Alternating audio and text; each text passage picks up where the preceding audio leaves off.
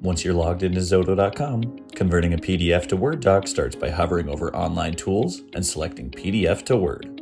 From there, you can upload a PDF from your local device or your preferred cloud storage.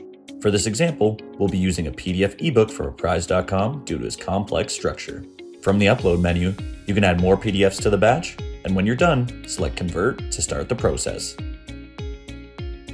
Once complete, you can save the DOCX file to Xodo Drive, Google Drive, your local disk, or enter Xodo's Web DOCX editor. In this case, we'll enter the online editor and also save a local copy for later. Inside the editor, you can now see we have a perfectly preserved DOCX version of the PDF ebook we uploaded. Now fully customizable with separated pages, images, and dimensions. Whether it's making a quick text change or choosing from one of the built-in conversion or editor tools, the online editor makes quick work of any content or formatting changes. Switching back to our downloaded copy, you can see we also have a perfectly preserved version as a local file, ready to edit or share. To learn more about Xodo Web, start your free trial or schedule a demo today.